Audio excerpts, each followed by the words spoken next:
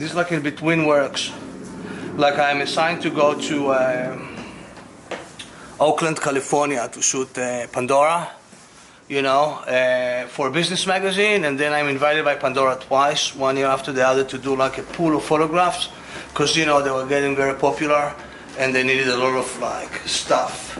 So in between, I'm landing in New Orleans in between, so I have like a 1 day or sometimes a few hours, and I take pictures, and I call the book I'm American with K, because I'm kind of like an outsider, an insider outsider, or like I go like to Salt Lake City, and this is, by the way, Pandora. This is the first shot that I did. Then they're expanding and getting bigger and getting bigger, you know, year after year. And I mean, there were a bunch of people, more than this. And then I land in Salt Lake City, right? And I have a 6 hours delay.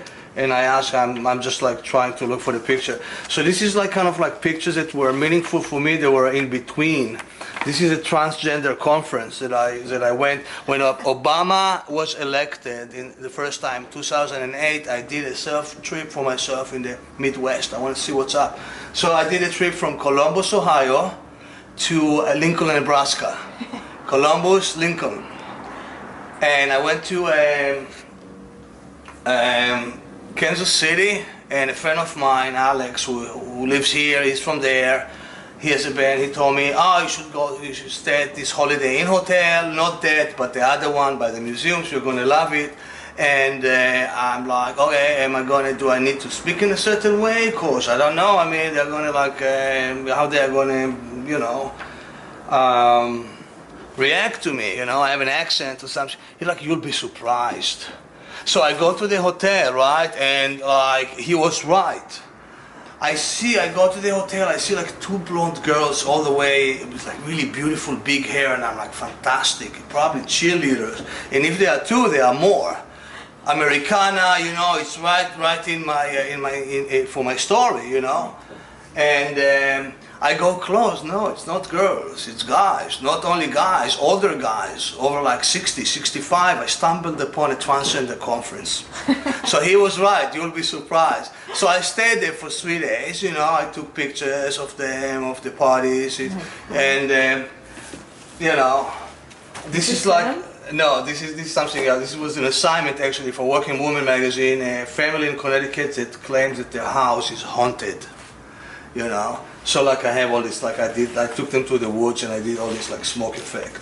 Oh, look at this, John McCain, right? But this was for Newsweek. Like I have 10 minutes with him in a hotel. Oh, I don't want to show this one, you know, very personal. But I'm looking for these ones in Salt Lake City, which I don't find it here for some reason. Oh, this is funny. Okay, people ask me, is this real? You know, a guy that has his own image on the bed, right? Yeah. And I say is half real, meaning this was a reality TV in Orlando. Okay. Remember, it was called, it was about like 4 formerly boys members in very big, you know, like NSYNC and 69 Degrees. They put them together in one house of Chris Kirkpatrick. He used to be in NSYNC. And they try to see if they can get going, if they can create, like, you know. So it was a part of the reality show. So each one of them has this kind of like, you know. So it's not real, but it's real, you know. And this is actually something that I'm kind of like crossing the boundaries.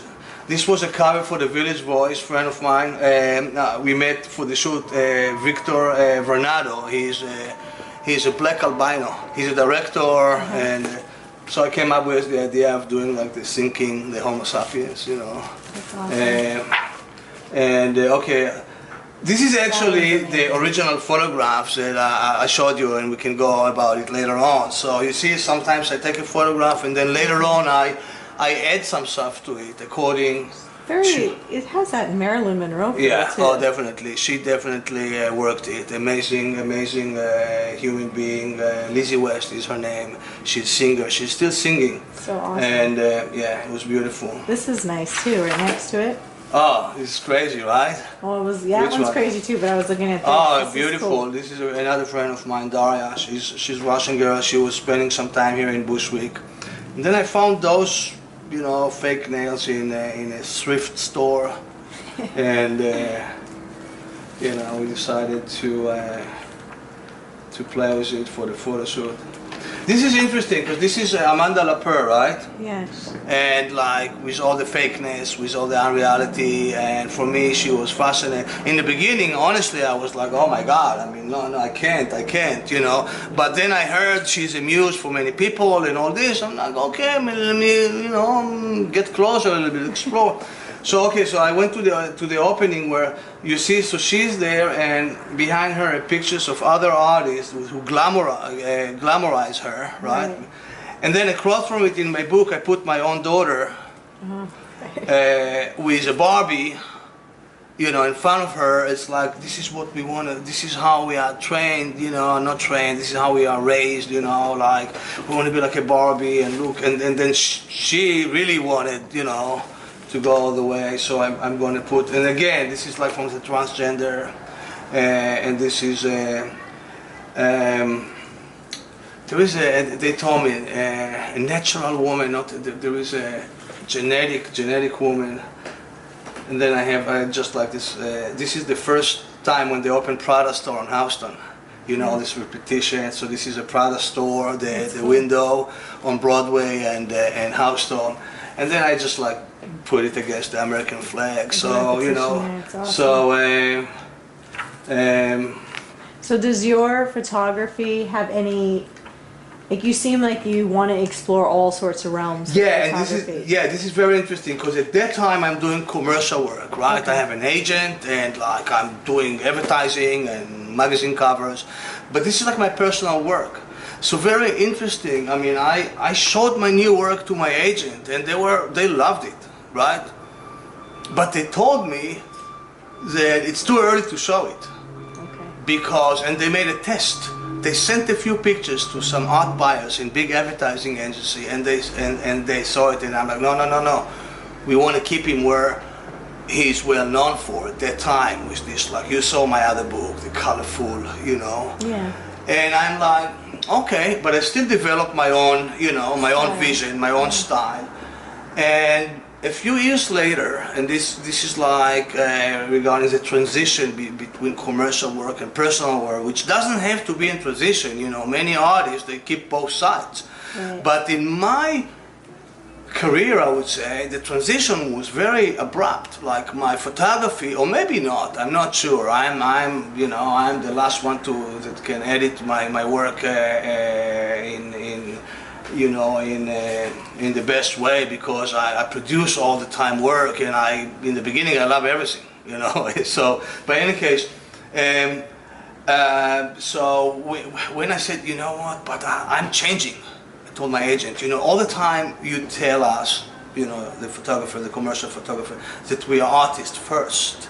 And artists change, you know. Picasso has the, you know, the blue period for a few years, then something changes. It takes time, so I changed, you know, my work changed, and also the times were changed, and the photography was changed. It's more digital, it's more spontaneous. It's later on it changed again, you know, with every time there is some kind of like a new, now it's the Instagram and all these filters. Back then it was cross-process, where you take film and you process it, you take like chromes and you process it in negative and you saturate the color.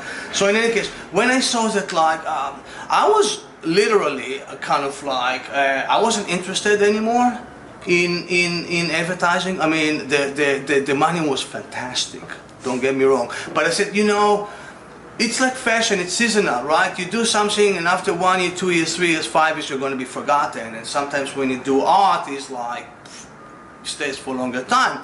And if I'm a good artist and I'm successful with my career, it will pay off, hopefully, sometime, someday. I mean, it's not that like you have the immediate money, like, oh, you have to do a cover, it's $1,500, boom, you get the money, and then if the photograph is successful, you resell it through a syndication, you know. In art, it's different. It's very, you have to create relationship. You have to create a name for yourself. You have to create a certain line of work. But for me nowadays, and then I decided, I haven't dropped commercial work, don't get me wrong. I mean, the commercial work is fantastic. It opens the door for you, you know. Right. You get to meet people, you get to travel, you get to fly, you get to experience, you get to create like in a box, you know, which is very important. Like, so, by the end of the day, it's not so far from being an artist. As I told you before, I was commissioned by one of my collectors who liked a certain image, and here I'll show you. I want you to help me pull it out, okay? Okay. So, and you know, and then we're going to talk about other things. But look, this picture was okay. Let's pull it out. This photograph. I did it like 5 months ago, and I put it up in the holiday shows that I did. And it's a model that I shot. By the way, I cropped it like this part from like a much larger image of her.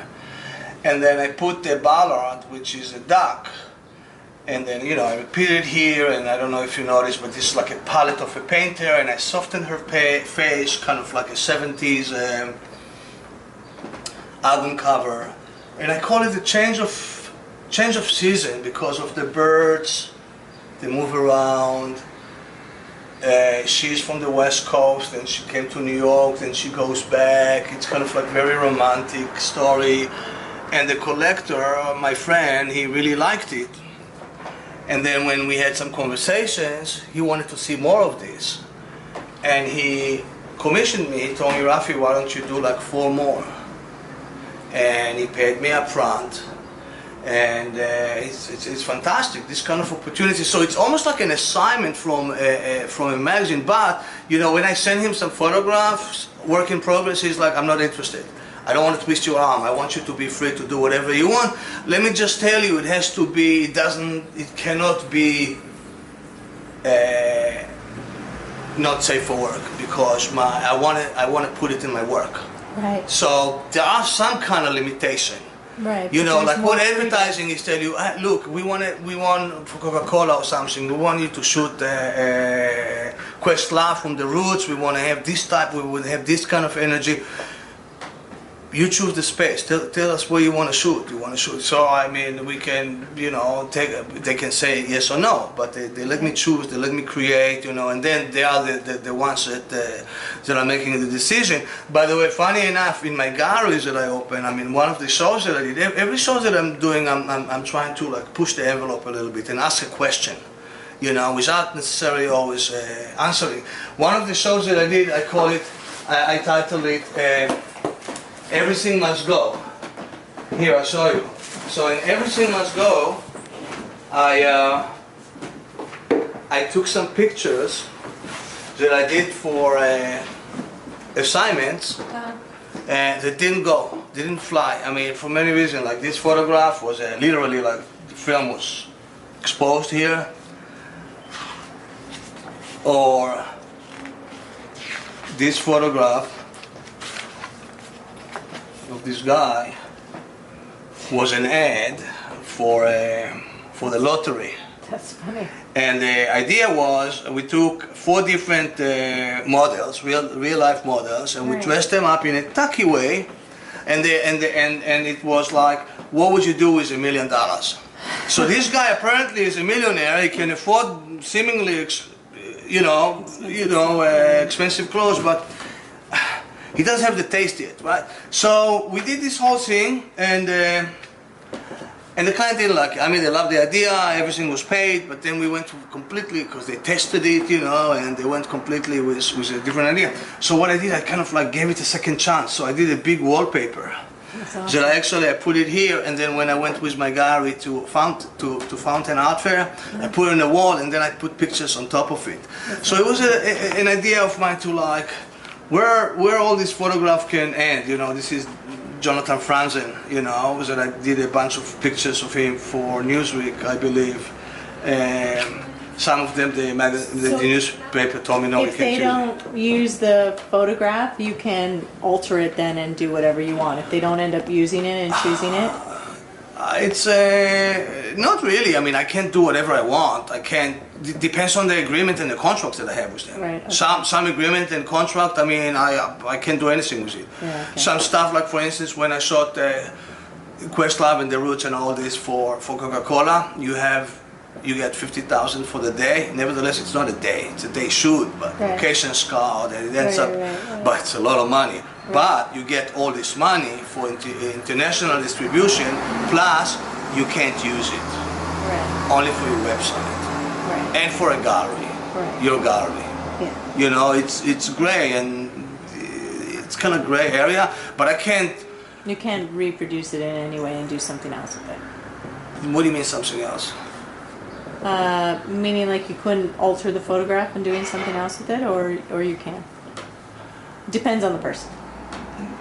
Depends on the artist also. Look at Richard Prince, what he's doing with all the advertising of the Marlboro Man and all this appropriation thing.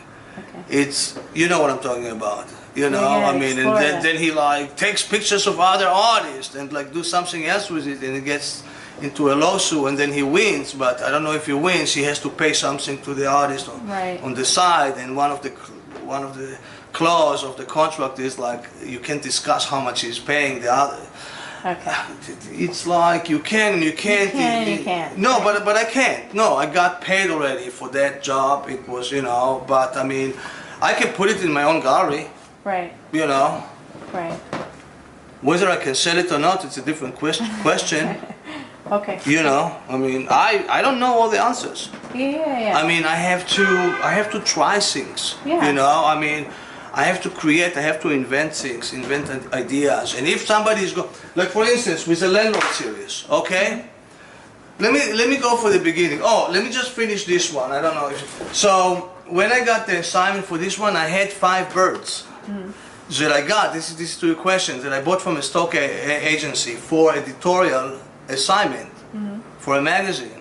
So I have like the hawk, I have like you know, another thing, the mallard, I have other images, and I bought it to use it, and so I can use this like 5 birds for my personal work.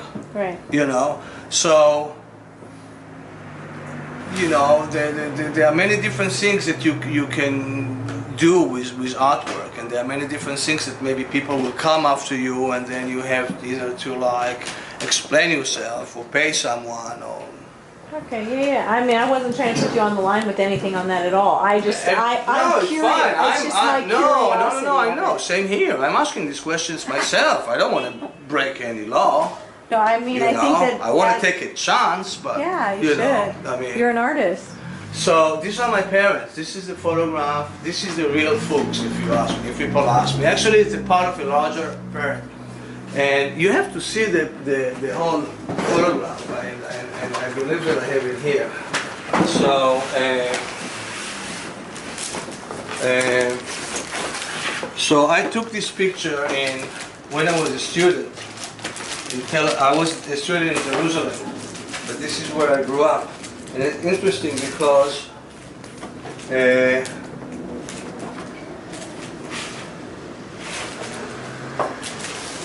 people see it and they ask me, "Wow, this is the full picture." And they ask me, "Wow, who designed the set?" And I'm like, "My parents." And they're like, "Did you work with your parents?" "A lot." And I'm like, "No, I lived there." So in any case, so this is this one that I did for another show as a wallpaper. So I've been in Bushwick for 10 years, right? I came here on February 2005. And I came here, I was in Williamsburg first, and then I moved out to Long Island for about 1 year with a girlfriend of mine at the time. And we both kind of like wanted to get away from everything, you know.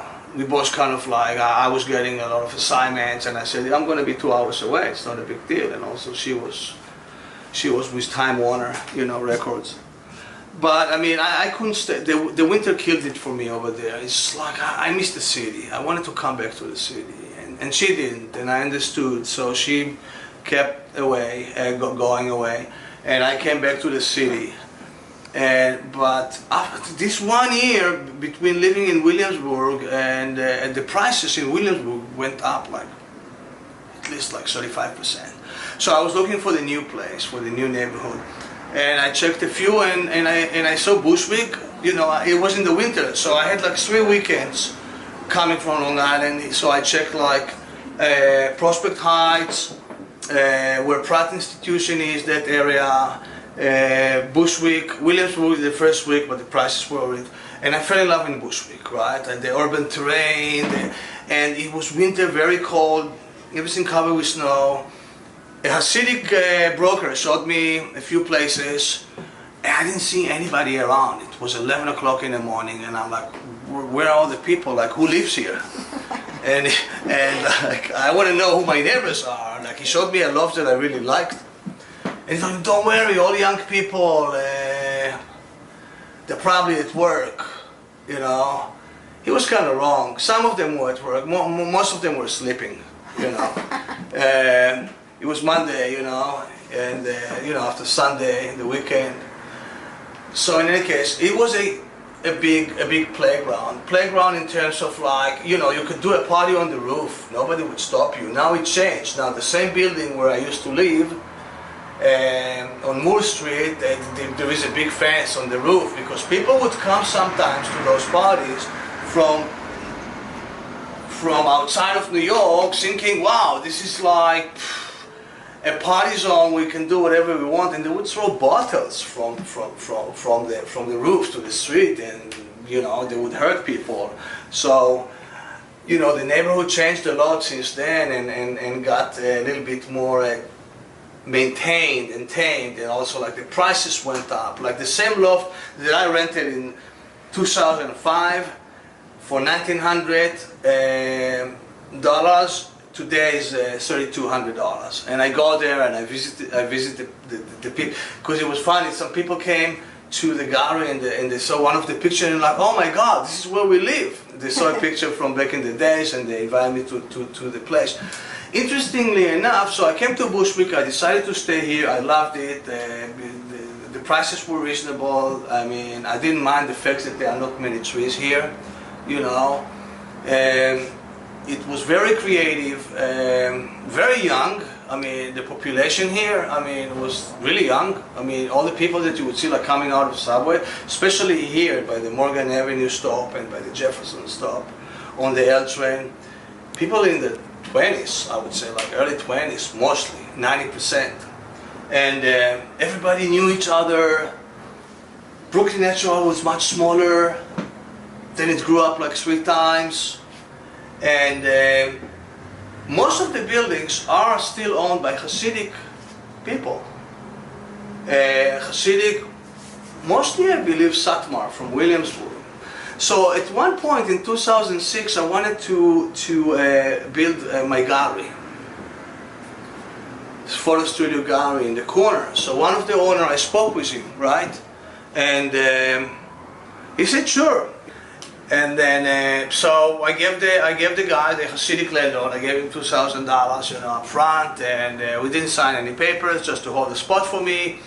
1 month passed, 2 months, nothing. After 3 months, okay, finally we meet, and we talked about the air condition and where to put the gate, but nothing happens. I'm ready to sign the list, and he's not, and he tells me, give us a minute, we'll figure out some stuff. After 6 months, he tells me, Rafi, I'm sorry, we just like spoke with a consultant. My wife spoke with a consultant, and he advised us not to open a gallery here. This is like 2006.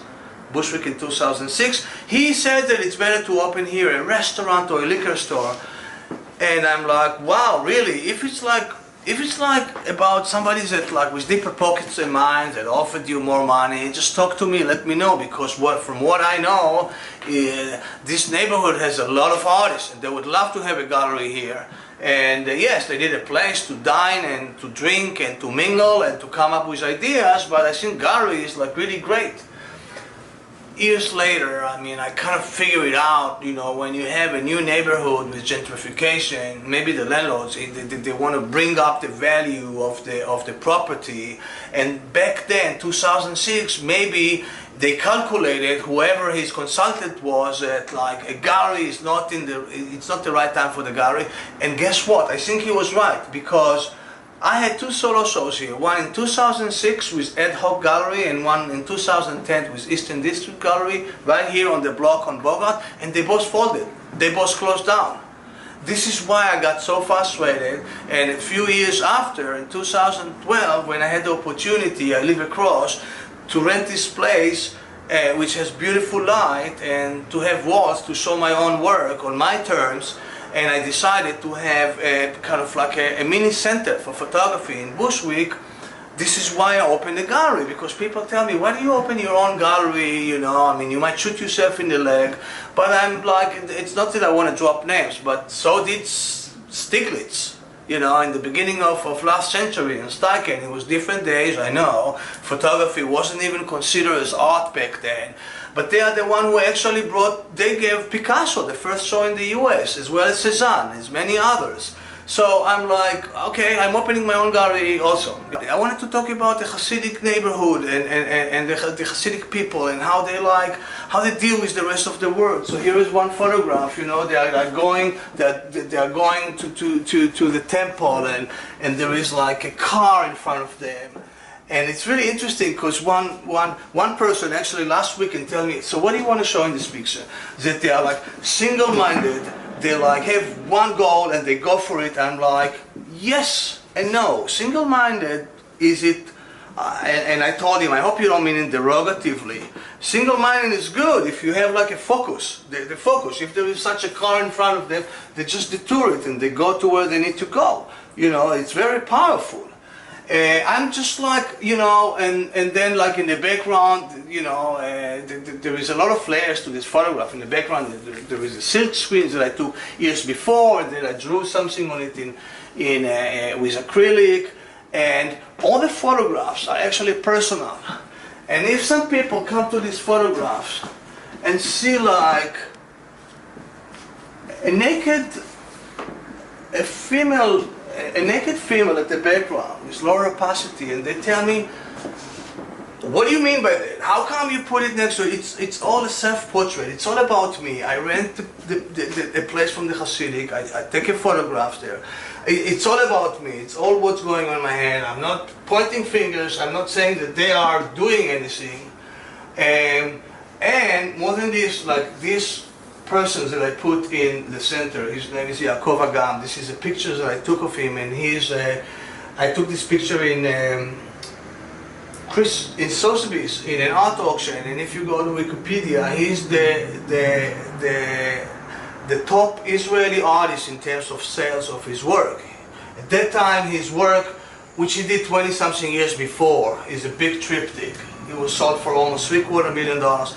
And while you can hear, and I was outside and he's outside, and while you can hear from the inside, 620, 625 on my left, you hear the auction goes up. He's standing there, about 90 years old, beautiful man, and like drawing people portraits, like 5 minutes, 7 minutes, and giving it away. He's giving gifts that, like, if you would estimate how much is a drawing of Yaakov Agam today, it could be, I'm not sure, you know, but in the thousands. And he was just like giving his gift. It was so beautiful. So what I wanted to say here is that he looks like he's Hasidic. He came from a Hasidic family, you know, and I put him in the center, kind of like art versus landlord, you know, and kind of like when Picasso, without dropping deliberately big names, when Picasso is doing the variation for Las Meninas of Velázquez, he paints himself as like much bigger than everybody else. In this case, I don't paint myself. I'm just like an observer. But I put an Israeli artist, a Jewish artist that actually is made it bigger. So in my whole quest about like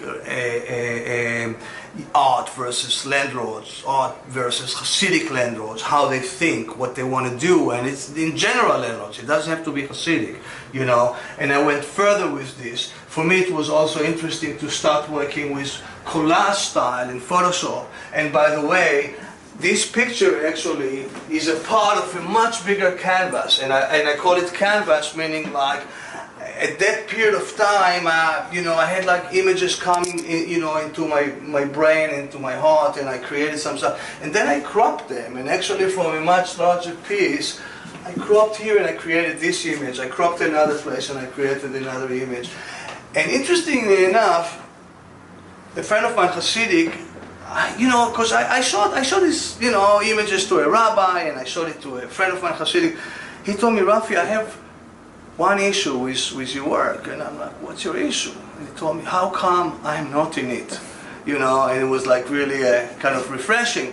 But also some other people told me, you know what, this is kind of like a new Jewish works that you are doing.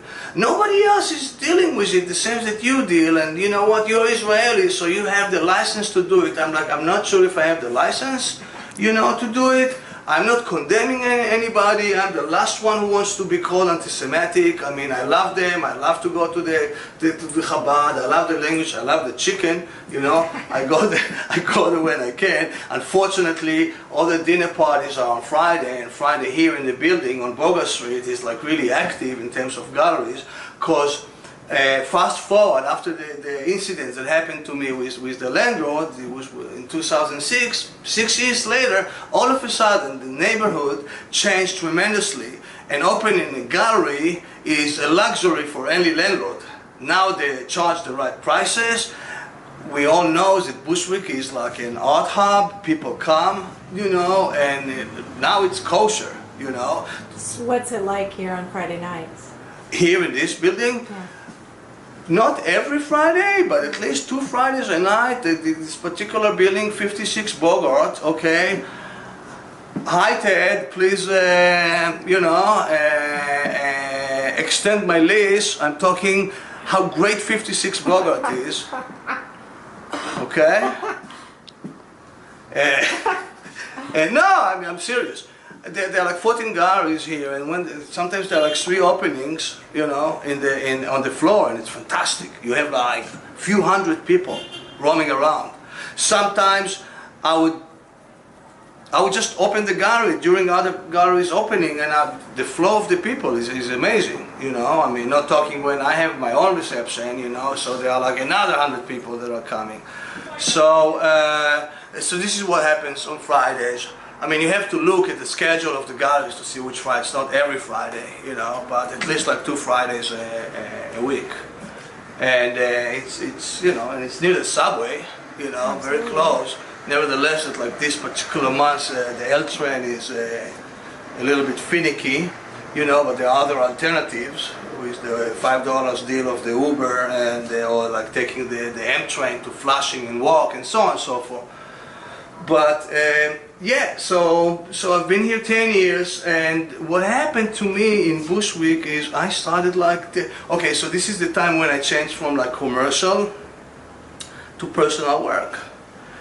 And you saw the personal works that I've started doing in between, you know, which was, I'm just going and finding new things, and like taking pictures in the streets of Columbus, Ohio, or San Francisco, you know, Salt Lake City. So I came here and I started doing street photography, as well as portraits of other people. It was fascinating. I still did in the first 3 years some commercial works. But then it's kind of like, you know, you snooze, you lose. I shifted my focus, and then ultimately I opened my own gallery. And it's sometimes I ask myself questions, is it the right decision or not, but I'm very happy with it. Actually, 3 years ago when I signed the lease here, I was ready to go to Berlin, to explore Berlin. I'd never been there. And this came especially after I did try to do a Bushwick Forever book. I did try to do a Kickstarter back then, and I was sure that it's going to be like a piece of cake. I was trying to get $12,000. And I started already doing the Bushwick Forever on the website bushwickyearbook.com, which I have to replenish some photographs. And I was sure that like a lot of people would pay the $40 for the advanced book, but it didn't happen. Apparently, I collected only. I mean, I didn't collect anything with Kickstarter, but I came to 6,000, which wasn't enough for me to do the book. So I got kind of like devastated for 3 months. You know, I mean, I couldn't believe that it's not happening. I still continued taking pictures. I was kind of like thinking about moving away, but when this place was available, I said, no, you know what, I'm going to get an anchor here, a physical anchor, and I'm going to open a center / gallery / studio, and I titled it Fuchs Projects. Fuchs, like to honor my parents, which is my last name because they are not amongst us anymore, and you know, I don't want to use a pity ticket, but I have to say that my father is and my mother, they're both amazing. My father is a Holocaust survivor, and after like surviving Buchenwald and escaping just before the American camps, and he was found by the American soldiers, he came, you know, to Israel, and then he had to be also like in a refugee camp for like 9 months because Israel was Palestine, and he came with an illegal boat.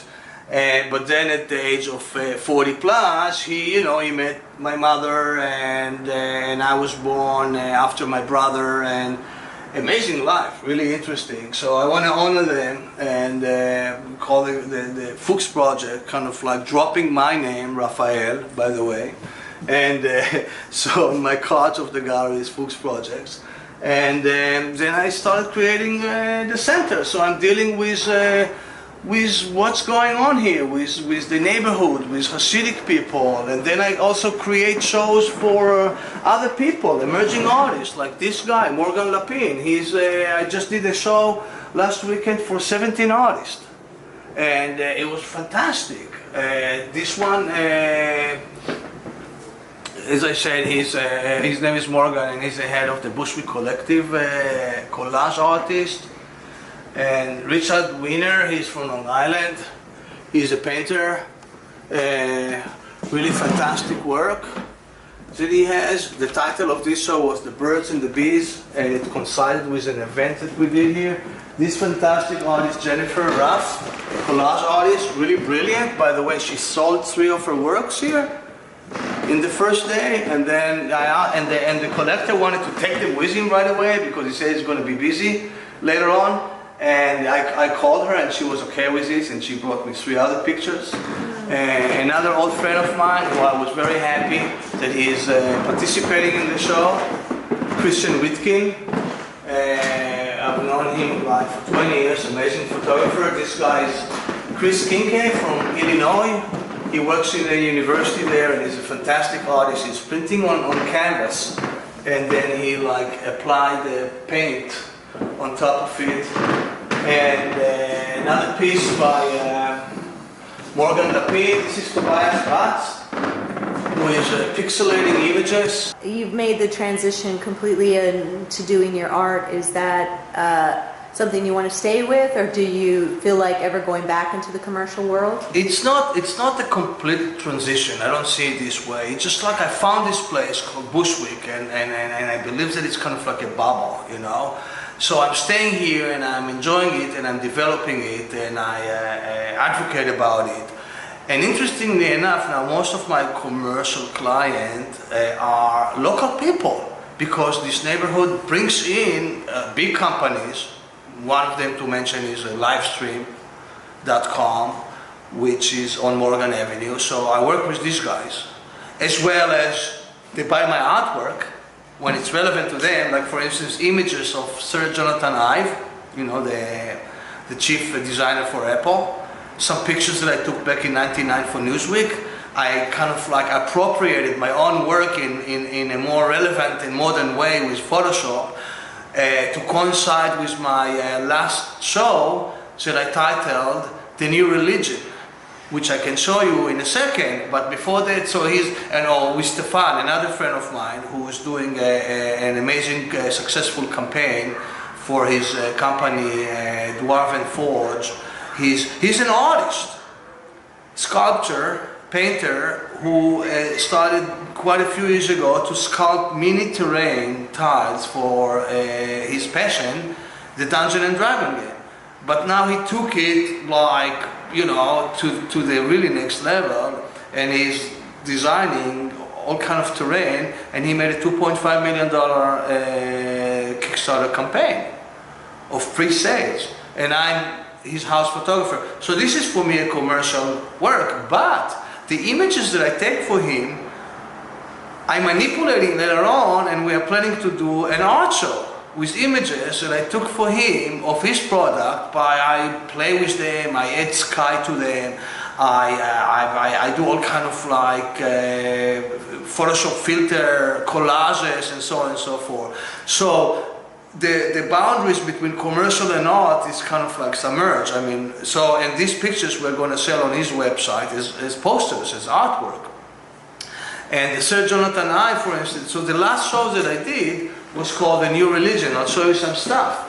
This is some of the, it's already down, but this is some of the stuff. So I went to a museum upstate in Albany, and I saw this statue, beautiful statue of made of marble, of a woman looking at her cross, at the cross she is holding, and it's called The Dawn of Christianity. Apparently she's supposedly Native American.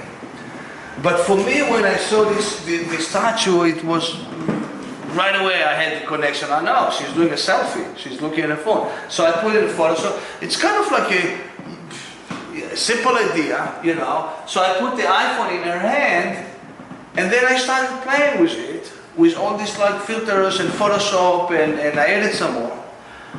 And for me, it was interesting.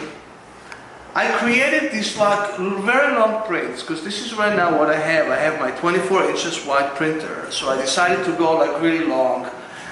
And I decided some of them were on the wall, and some of them I left not like this, but kind of like a scrolls. And for me, it's like, oh, ancient scrolls from the old religion, but like now what we do is scroll the phone also. So I kind of like, this is the new religion for me is technology. This is why I had this like photograph of Sir Jonathan Ives that I took many years ago, and I also manipulated them and with the new technology, and also like I used images from the internet and applied it to my photographs. More than this, the ones that I did here, you can see a little sample. One of my collectors wanted to have he told me, I don't like this edition in photography thing. I want to feel that I have a unique piece. So when I printed, I went to my next image, which in this case it's like apples and monkey. And I started doing a test on it, and then I go for the next image, and I kept sometimes 12 feet long works that were unique, because I'm not going to print it the same order again, so they become unique. So yes, I can sell this portion, edition of 3, but the whole thing with the additional, sometimes I have more additional, it's a unique work, which I also offer. So this is also like the new religion for me in terms of like how I present my work. It's unique. Did this new religion, was this in your last exhibition that you had? It was in my last exhibition. It's really interesting because this place, this gallery, but I believe this house, it attracts many different type of folks, collectors, as well as people that come to visit to hear about Bush. In this particular case, a tourist from Denmark, a group of 5 people walked in, they loved this piece, they bought it right away. More than this, it wasn't framed because I was trying to cut my costs, and I wouldn't frame it. You know, the whole show would cost me like a few $1,000s more. They asked me, how would you frame it? So I pulled out another print, frame print, shadow box, and I'm like, this would be a nice way to do it, but I mean, you can actually frame it any way you want. You can put like an antique frame that you find in a vintage store if you find the same size or whatever style. But they saw the other artwork, the framed one, and they bought that one as well. So it was like, it was really cool. So sometimes you have people like this, sometimes you have collectors, and sometimes you have regular folks. And it's really great to have like a place where I open it. The opening is like Friday, Saturday, Sunday. It's 3 days a week, and I just like, it takes a lot of me, but I love it. I want to do it because I'm here as much as I can, not always. I mean, sometimes I have other people watch the gallery, but if I'm here, I would love to meet the people. And you never know who's coming. It could be a curator, it could be a collector. And what does a piece like this cost?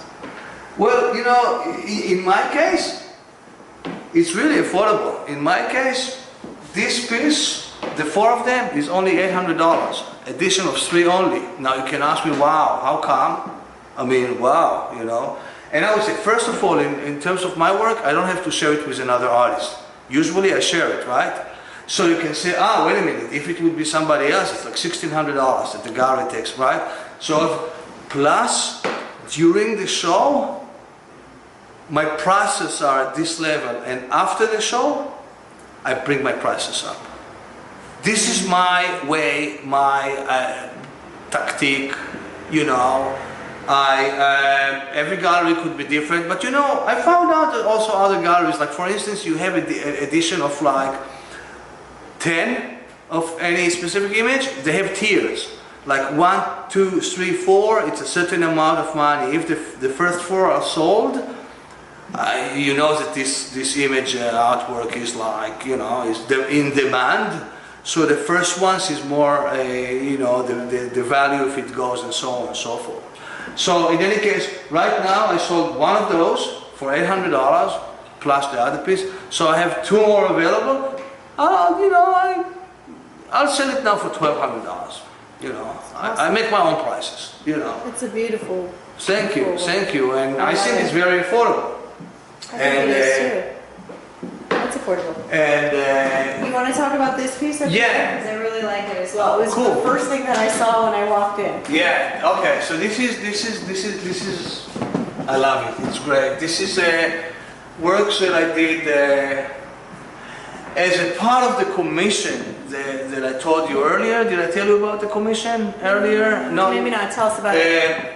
I had another image. I think I showed you. Oh, you showed us. Yeah, I showed you the other original. image. Yeah. Right? Okay, so this is a part of the commissions that I got about the birds and the women. And actually, this is my only submissions that I submitted. I wanted to submit more than one, but I was just like too busy. To the last shows that I did, it's called the bird and the bees. And so I chose the image of this beautiful woman. Lizzie West, singer, amazing, that I took years ago, but this time with the collage style that I've developed in the past 3 years, I wanted to combine this kind of like flowers. So this is the flower that we both saw in a trip in Jamaica. This is how it starts, very, very masculine, and then it opens up very feminine. So I wanted to talk about masculinity, femininity, and all in connection with her portrait, because it was like something that we both saw in a trip in Jamaica. She was recording her album, and I was videotaping it, and so I thought that it's very appropriate to the birds and the bees, and masculine, feminine, and also right here in very low opacity. I don't know if you even can see it. You can see a bird. And it's just like for me kind of like to justify that it belongs to the other series. Not that I'm going to try to convince my collectors that it's a part of it, because in the other ones I have the birds like much more significant in size. But yeah, I mean, you see, when a collector gives you like a commission, it's almost like an assignment, you know, if you compare it to commercial work, but it gives you the commission. From what I know, I don't know how, I'm going to try to do like 10 or 12 images, you know, and sometimes the ways that I do it, I'm pulling like from my library images that I think, like in this particular one, I want like really interesting, beautiful, slightly seductive looks of women, and I'm going to combine it with birds, flying birds, change of seasons, kind of like I want it to be alluring images. And so I pulled already about 12 images with different birds that I have, but the ways that I work and what to add to it, what kind of landscape you want to add of it, what comes in my mind that is going to satisfy me as the creator of these works, and how like I take the opacity and I erase it from here, from the legs, and I put this here, and then I play how much I want it to show, and so on and so forth. So that's the beauty for me. This is one of my works that I had for this show, and this is other artists that I'm glad that they submitted their work, because this is amazing. This is the wife of a photographer that he submitted these 3 works, and this is another young student actually, Sophia. She added this. This is made of wax, and so on and so forth. So if a artist would like to submit to you to be a part of your exhibition, like this one, for example, is about your birds, and you had another exhibition about birds and the bees. Yeah. How would they reach you? How would they get to be a part of something like this? It's all different every time. So for instance, particularly for this one, I was approached by a group of people to do an event here that like half party and half talk, when people come and talk. And this one is the first event, and they wanted people to come and talk about sex. Like 5-7 minutes, each one is like, telling the most funny, true, embarrassing, whatever, and then we got a beer sponsor, and they mingle, social event.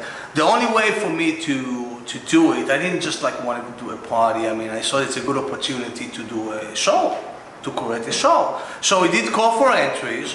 I didn't really like hammer it up, meaning like, usually when you do call for entries, you want to work on it for a month and a half. You want to make sure that a lot of artists will know. But this one, I had a week and a half. We did what we did. We got a bunch of submissions. We pick up like the best 17 artists, artworks that we could.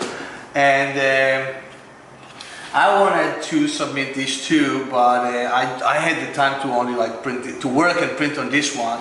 I worked on this one, but I didn't have time to print it because, that's the thing, having a gallery, so much work involved. So obviously I have to give a lot of my time that I would use as an artist that I'm printing.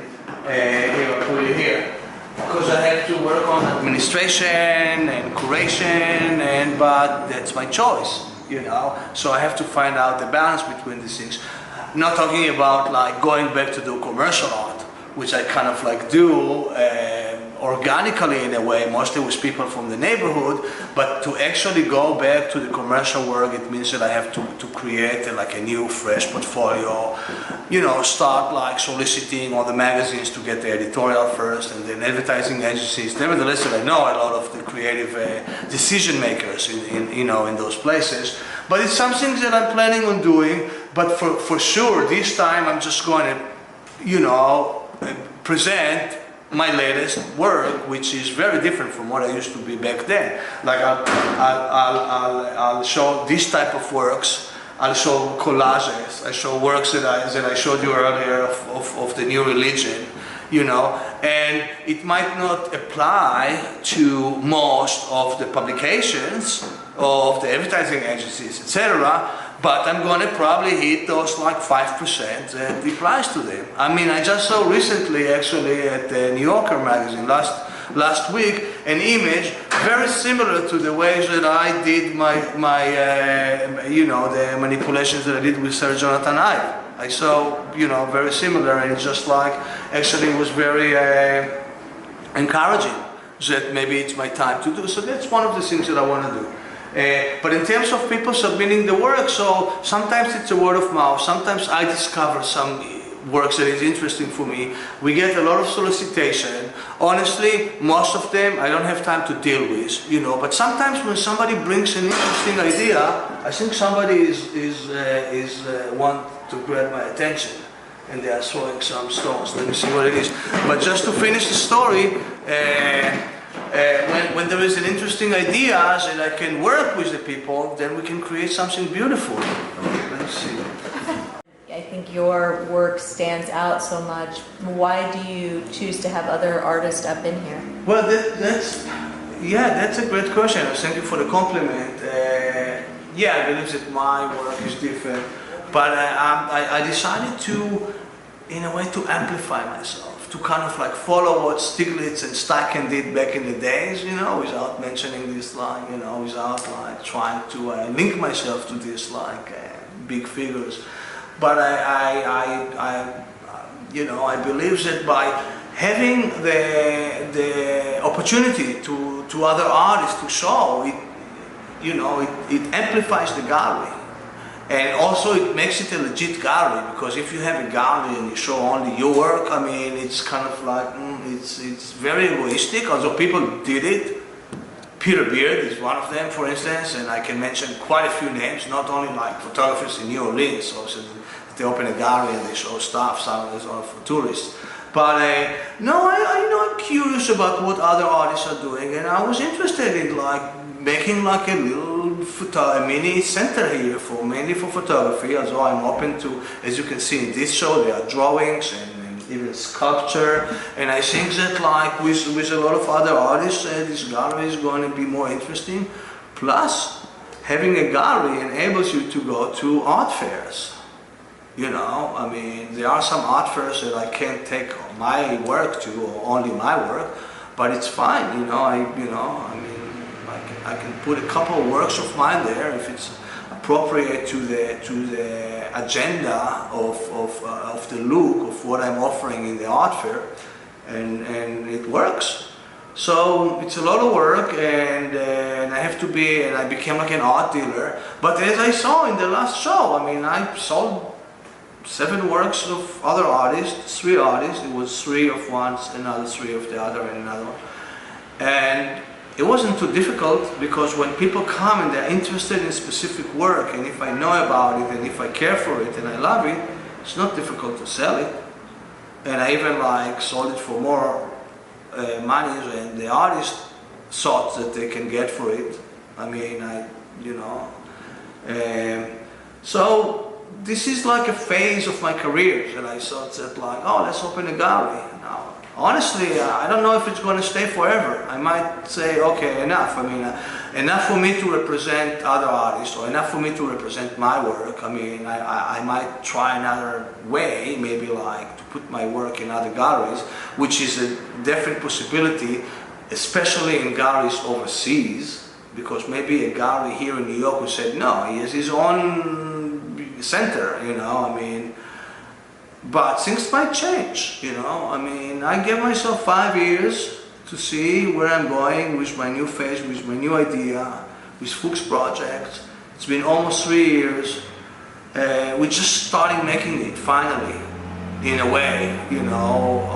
Honestly, making it meaning like breaking even plus, because there is a lot of expenses and work. I'm not talking about time and work and sweat and pain, and you know, but there is a lot of joy. You know, it keeps me young, it keeps me on my toes, and I'm happy to have a little center like this here. So yeah, I mean, I'm curious about what other people, and I learn a lot from people also. So, just before we wrap it up, I just want to know, do you have another show coming up? What can people expect to see from Fuchs in the future? So my next show is going to be an art fair, select art fair, which is going to happen May 13 to 17. So I get a booth there, and actually they have a whole floor. It's going to be at the Dia building on West 22nd Street in Chelsea, the ex-Dia building. And I have a booth there, and I'm planning to bring my work and other people's work, and a very, very amazing special surprise performance that I can't tell you right now. And I think that I'm going to take this unique performance of another artist to the Bushwick Open Studios, which is the event after it, the huge event, which is in the first week of June, I believe 7 to 10, And Bushwick Open Studio there are going to be about 600 studios open to the public during one weekend, including all the galleries, and there are about 60 galleries in Bushwick alone. So I'm giving the main space to an artist that I've known for some time. Her studio is in the building. Her name is Cynthia, and so she's going to have the main room, and I'm going to have the other room dedicated to this performance that I'm telling you, as well as of my upcoming book, Bushwick Forever. So finally I have to print it, so it's going to be like an upcoming images for that projects that I've been working on literally 10 years since I came here. I just tried to do the book a few years ago and it didn't work out, but now it's the time to do it. So I'm going to have on 2 walls works that are going to be in the book Bushwick Forever. As a matter of fact, this time I'm going to have 2 books, Bushwick Forever Part 1, which is going to cover the years of 2005 to 2010, and the other book is 2010 to 2015, plus the performance is going to be a big surprise, and I think it's going to raise some eyebrows and headlines, I believe. So these are my main 2 upcoming events. 2 weeks Select in May 13 to 17, and then Bushwick Open Studios in June 7 to 10. Well, thank you so much for spending time with us. My pleasure. And then again, your website is? My own website. I have several. I would say RafaelFuchsContemporary.com. This is my website. I have also another one, RafaelFuchs.com. But the ones that is more linked to my artwork is RafaelFuchsContemporary.com, and the gallery is FuchsProjects.com. That's the gallery where you can see all the past events and shows and what's upcoming and so on and so forth. And again, it's FuchsProjects.com. Thank you so much. We Thank really you. appreciate it. Thank you for Thank you. being with us with Street Smart.